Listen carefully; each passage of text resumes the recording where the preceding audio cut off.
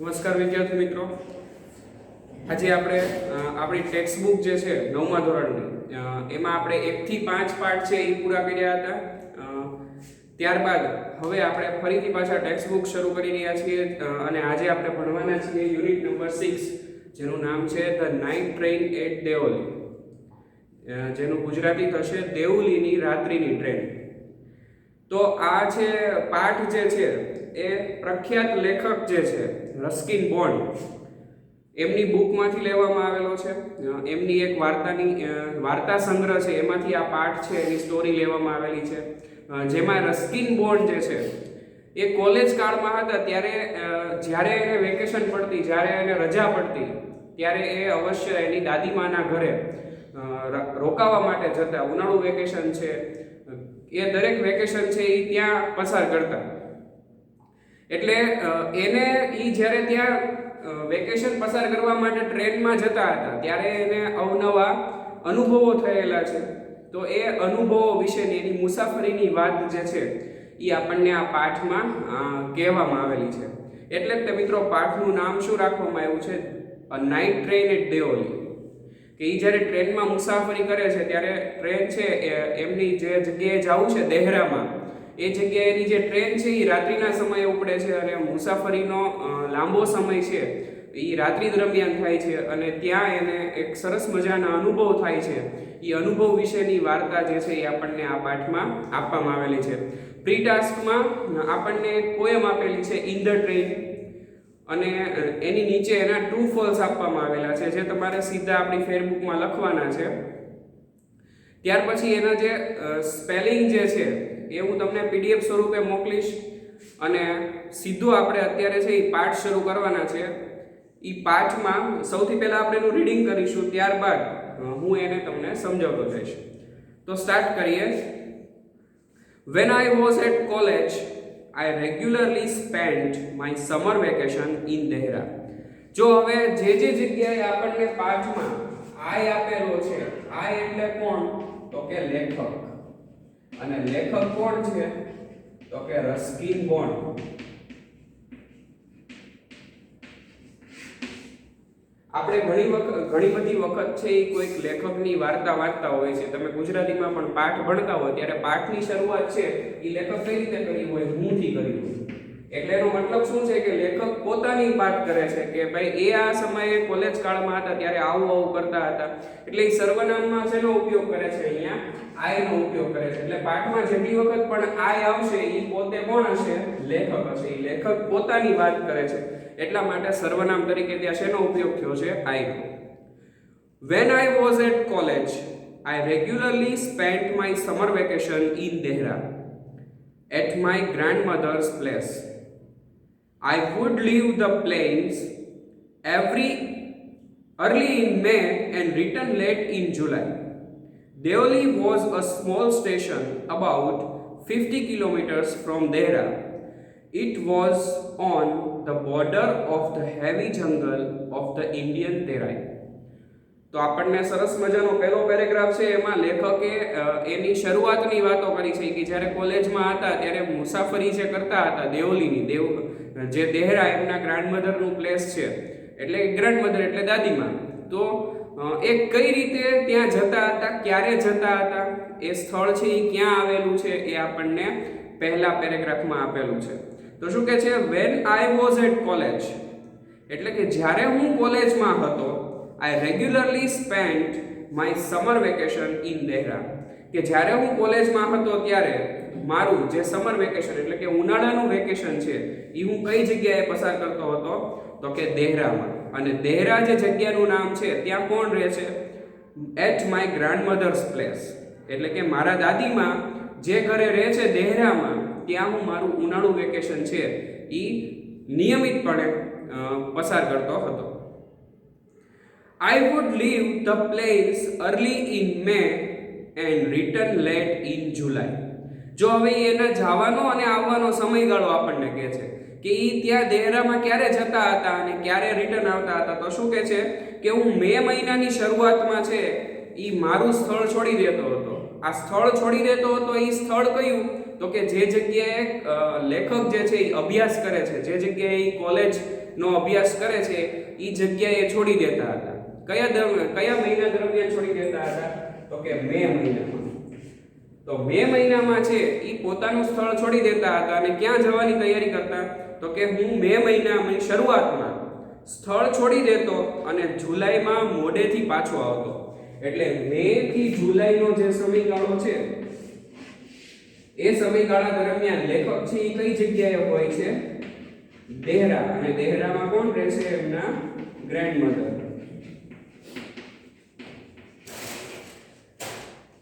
તો મે ની શરૂઆતમાં અને જુલાઈના એન્ડમાં લેખક છે એ દેહરામાં એમનું વેકેશન છે એ પસાર કરતા હોય છે. Deoli was a small station about 50 kilometers from Dehra. જો હવે પાઠનું જે ટાઇટલ છે દેઓલી, એ એક સ્થળનું નામ છે, બરાબર, કે દેઓલીની રાત્રિની ટ્રેન. એટલે શું કીધું કે Deoli was a small station about 50 kilometers away from Dehra.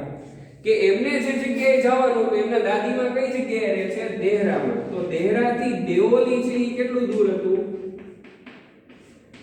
50 kilometre. એટલે કે 50 કિલોમીટર છે એની દૂરી ઉપર દેઓલી નામનું સ્થળ આવેલું હતું. એટલે આપણે જે ટ્રેનમાં મુસાફરી કરતા હોય ત્યારે લેખકને સૌથી પહેલા શું આવતું હશે? દેઓલી. અને દેઓલી પછી શું આવતું હશે? એમનું ગ્રાન્ડમધરનું જે પ્લેસ છે એ પ્લેસ દેહરા છે એ આવતું. એટલે આપણે દેઓલીની વાત શા માટે કરવાની છે? કારણ કે આપણા પાઠના ટાઇટલમાં એ સ્થળનો ઉલ્લેખ કરેલો છે, દેઓલી. તો દેઓલી છે એ દેહરાથી કેટલા કિલોમીટર દૂર હતું? તો કે 50 કિલોમીટર દૂર હતું. It was on the border of the heavy jungle of the Indian Terai. અને આ જે સ્થળ છે એ ક્યાં હતું? તો કે ઇન્ડિયન તેરાઈના ભારે જંગલોની સરહદ પર આવેલું હતું. એટલે કે એ જંગલના વિસ્તારમાં ઘેરાયેલું એક નાનું અમથું સ્થળ હતું. એ સ્થળનું નામ શું હતું? દેઓલી. ત્યાર પછીનો next paragraph. I decided that one day I would get off the train at Deoli and spend the day there. I was 18, visiting my grandmother, and the night train stopped at Deoli. A girl came down the platform selling baskets. એટલે હવે છે લેખક શું કહે છે? I decided that one day I would get off the train at Deoli.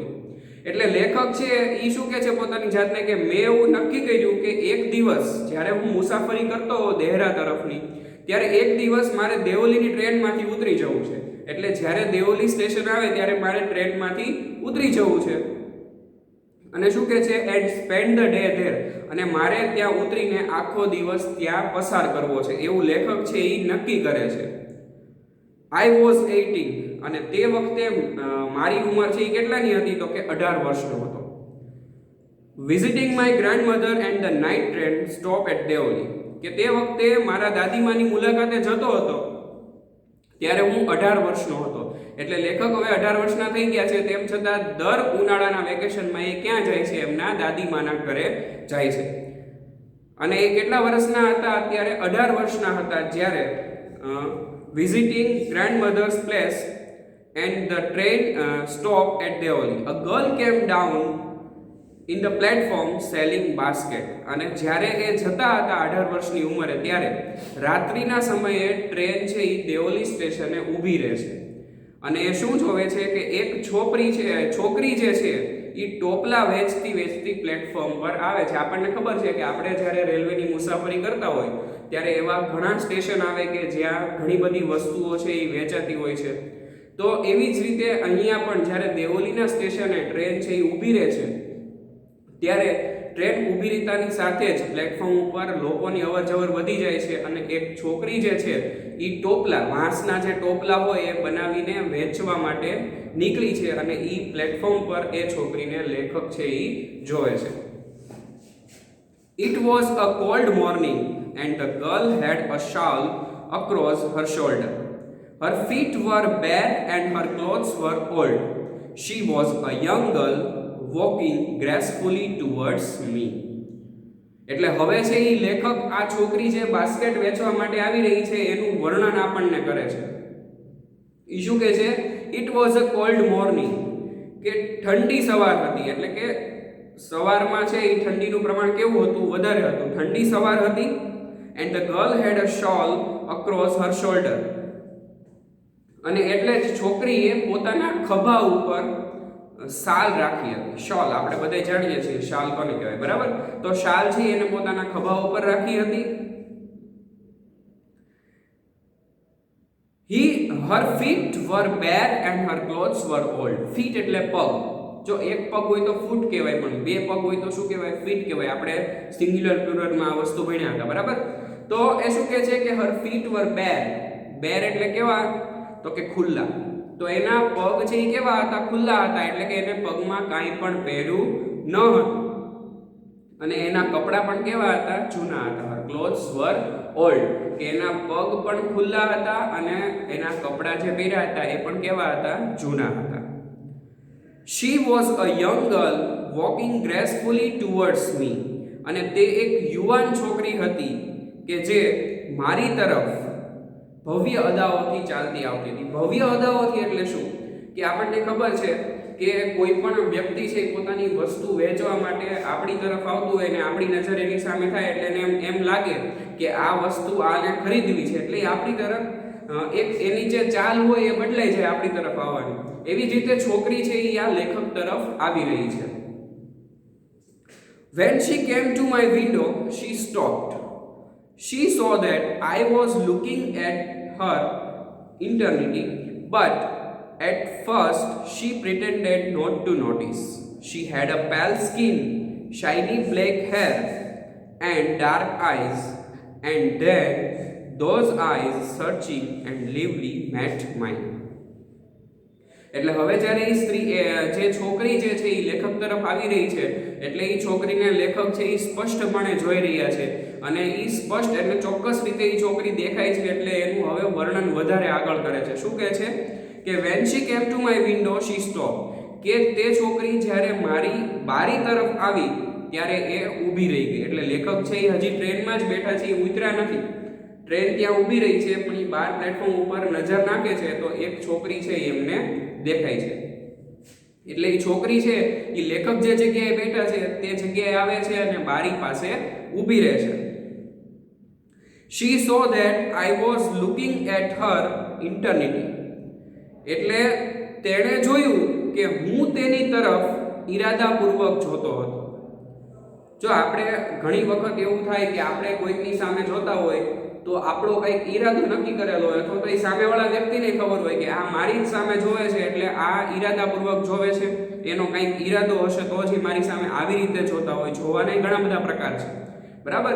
એટલે શું કહે છે કે છોકરી બારી પાસે આવીને ઊભી રહે છે અને છોકરીએ જોયું કે હું તેની સામે ઈરાદાપૂર્વક જોઈ રહ્યો છું. અહીંયા લેખકનો ઈરાદો શું હોઈ શકે છે?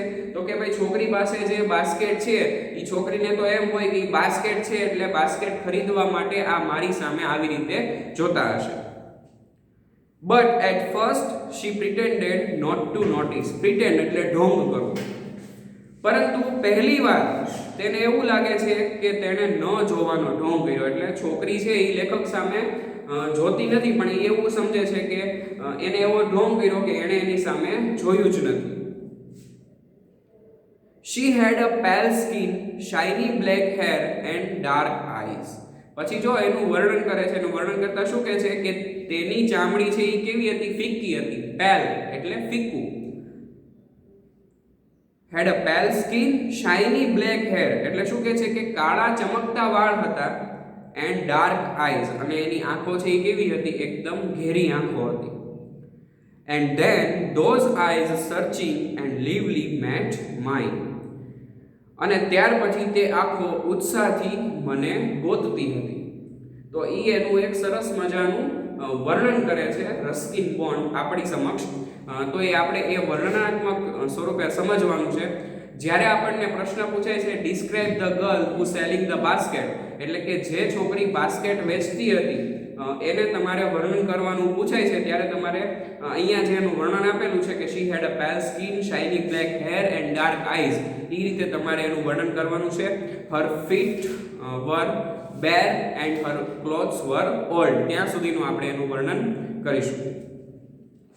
She stood by my window for some time and neither of us said anything. But when she moved on, I don't know why, left my seat and rushed to the carriage door. She noticed me at the door and stood waiting on the platform. I walked across to the tea stall. A kettle was boiling on a small fire. The girl followed me behind the stall. એટલે હવે આગળ લેખક છે એ શું કહે છે કે she stood by my window for some time. કે તે મારી બારી પાસે આવી તો ગઈ અને એ બારી પાસે આવીને થોડીક વાર ઊભી પણ રહી. And neither of us said anything. અને ના તો એ કાંઈ બોલી ના તો હું કાંઈ બોલ્યો. કે એ બાસ્કેટ વેચવા માટે આવી હતી, બારી પાસે ઊભી રહી, એને મારી સમક્ષ જોયું, લેખકે એની સામે જોયું, પણ બેમાંથી એક પણ કાંઈ બોલતા નથી અને એકબીજા સમક્ષ આમનામ જોઈ રહે છે. થોડીક વાર માટે છોકરી છે એ ત્યાં બારી પાસે ઊભી રહે છે. But when she moved on, પણ જ્યારે એ છોકરી છે એ ત્યાંથી આગળ વધે છે. But when she moved on, I don't know why, left my seat and rushed to the carriage door. કે જ્યારે એ છોકરી છે એની બારીથી આગળ જતી રહે છે ત્યારે ખબર નહીં કેમ હું મારી જગ્યાએથી ઊભો થઈ ગયો અને તરત જ કેરેજ ડોર એટલે એનો જે ટ્રેનનો ડબ્બો હતો એનો જે ચડવા ઉતરવાનો દરવાજો હોય ત્યાં લેખક છે એ પહોંચી જાય છે. હવે ત્યાં સુધી એ કઈ રીતે પહોંચે છે એ એમ કે છે કે એ મને ખબર નથી. હું અચાનક મારી સીટ ઉપરથી ઊભો થઈ ગયો અને એ ટ્રેનના ડબ્બાના દરવાજા પાસે હું પહોંચી ગયો. She noticed me at the door and stood waiting on the platform. કે હું જ્યારે એ દરવાજા તરફ પહોંચ્યો ત્યારે એ છોકરીએ છે એ મને નોટિસ કર્યો, એટલે કે એને ખબર હતી કે હું દરવાજા સામે આવ્યો છું. And she stood waiting on the platform. કે એ પ્લેટફોર્મ ઉપર એમ જ ઊભી હતી જાણે કે મારી રાહ જોઈ રહી હોય. I walk across to the tea stall. એટલે લેખક છે એ પોતાના ટ્રેનના દરવાજેથી ઉતરીને સામેની તરફ જે ટી સ્ટોલ એટલે કે ચાની દુકાન છે એ ત્યાં તરફ આગળ વધે છે. A kettle was boiling on a small fire. કે ચાના સ્ટોલ તરફ જ્યારે ચાલીને જાય છે તો ચા છે એ કેટલીમાં ગરમ થતી હોય છે. A kettle was boiling on a small fire. The girl followed me behind the stall. કે ચા છે એ કેટલીમાં ગરમ થઈ રહી છે અને છોકરી છે એ મારી પાછળ દુકાન તરફ આવી રહી છે. એટલે હજી છોકરીના મનમાં તો એવું જ છે કે આને મારી પાસે રહેલું જે બાસ્કેટ જે છે એ એને ખરીદવું છે. એટલે છોકરી છે એ પોતાની વસ્તુ વેચવા માટે એની તરફ હંમેશા આગળ વધતી રહે છે. પહેલા એની બારી પાસે આવી અને ત્યાંથી ઘડીક ઊભી રહીને જતી રહી તો લેખક એમની પાછળ દરવાજા પાસે ગયા. દરવાજા પાસે જઈને બંને એકબીજા સામે જોયું પણ કોઈ કાંઈ બોલતું નથી. એટલે લેખક છે એ સામે જે ચાની દુકાન છે ત્યાં ગયા એટલે છોકરી છે એ ચાની દુકાન પાસે એને ફોલો કરીને આવી. Do you want to buy a basket? She asked. They are very strong, made of the finest cane. એટલે હવે એ બંને વચ્ચે જે કોઈ બોલતું નહોતું એનો અંત થાય છે અને છોકરી એની પાસે આવીને શું બોલે છે? Do you want to buy a basket? કે શું તમે ટોપલી ખરીદવા ઈચ્છો છો? She asked. એટલે તેણે પૂછ્યું. They are very strong, made of the finest cane. કે તે ખૂબ જ મજબૂત છે અને અતિ સુંદર વાંસમાંથી એ બનાવવામાં આવેલી છે. વાંસનું જે ઝાડ હોય, વાંસનું જે આપણે લાકડું વાપરીએ છીએ એ લાકડામાંથી એ ટોપલી છે એ બનાવવામાં આવે છે એવું છોકરી છે એ ટોપલી બતાવતા લેખકને કહે છે. No, I said I don't want a basket. એટલે લેખક છે એ શું કહે છે કે ના, મેં એમ કીધું કે મારે આ ટોપલી છે એ ખરીદવી નથી. We stood looking at each other for a very long time and then she said, Are you sure you don't want a basket? એટલે એણે ઘણો સમય ના તો પાડી દીધી કે મારે એ ટોપલી નથી જોઈતી, પણ તેમ છતાં ઘણો સમય લેખક છે એ ટોપલી સામે જોઈ રહે છે. એટલે છોકરી છે એને શું કહે છે કે તમારે આ નથી જ ખરીદવી, પાક્કું નથી ખરીદવી તમારે આ ટોપલી, એવું એને પૂછે છે. Are you sure you don't want a basket? એટલે એને એમ કીધું કે શું તમને ખાતરી છે કે તમારે આ ટોપલી નથી જોઈતી? Give me one, I said and took the one on top and gave her a rupee. I wished to touch her fingers but could not. એટલે ફરી વખત જ્યારે છોકરી એને પૂછે છે કે શું તમને ખાતરી છે કે તમારે ટોપલી નથી જોઈતી, એટલે લેખક છે એ શું કહે છે કે સારું તો મને એક આપ. એટલે એની પાસે જે વાંસની ટોપલીનો ઢગલો રહેલો છે એના માથા ઉપર, એમાંથી લેખક છે એ જાતે એક ટોપલી છે એ લઈ લે છે અને તેની માટે એને શું આપે છે? તેની માટે એને પૈસા આપે છે. અને શું કહે છે આગળ? I wish to touch her fingers but could not. અને શું કહે છે કે હું તેની આંગળીઓને સ્પર્શ કરવા માંગતો હતો પણ હું એને સ્પર્શ કરી શક્યો નહીં. ઈચ્છતો હતો પણ મેં સ્પર્શ કરી નહીં. તો આવી રીતે મિત્રો આ જે નાઇટ ટ્રેન એટ દેવોલી છે એનો આપણે પહેલો પાર્ટ છે અહીંયા સુધી રાખીએ છીએ. ત્યાર પછી હવે જ્યારે નેક્સ્ટ પાર્ટમાં આપણે વિડીયો લેક્ચરમાં મળીશું ત્યારે અહીંયાથી પાર્ટ છે એ આગળ વધારીશું અને એને પાર્ટને આપણે પૂરો કરશું. ત્યાં સુધી તમારે આગળનો જે રીડ છે, આગળની જે સ્ટોરી છે એ તમારે વાંચવાની છે અને તમે તમારી જાતે આ પાઠ વાંચીને સમજી શકો એટલી સરસ મજાની ભાષામાં લખાયેલો છે. પ્લસ બીજું એ કે પાઠનો એન્ડ છે એ ઇન્ટરેસ્ટિંગ છે. પાઠના એન્ડમાં લેખકે છે એ પોતાની જાતે પાઠ પૂરો નથી કર્યો. આપણે વિચારવાનું છે કે હવે પાઠ તો અહીંયા લખાઈને વાર્તા પૂરી થઈ ગઈ, પણ હવે આનો એન્ડ શું હોઈ શકે, એનો અંત શું હોઈ શકે, એ રસ્કિન બોન્ડે આપણને લખ્યું નથી. એ દરેકને પોતાની રીતે અલગ અલગ વિચારવા માટે એમને પાઠ છે એ કેવો છોડી દીધો છે? અધૂરો છોડી દીધો છે. એટલે જ્યારે આપણે નેક્સ્ટ ટાઈમ પાઠ છે એ ભણીશું ત્યારે પાઠ પૂરો થાય ત્યારે આપણે એ વિચારવાનું છે કે હવે આગળ શું થયું હશે, આવું થયું હશે, તેવું થયું હશે, કે લેખક છે એ ફરી વખત ગયા હશે, છોકરી છે એમની સાથે આવી હશે પાછી દિલ્હી, એ હજી આપણે નેક્સ્ટ વિડીયો લેક્ચરમાં વિચારીશું. Okay, thank you.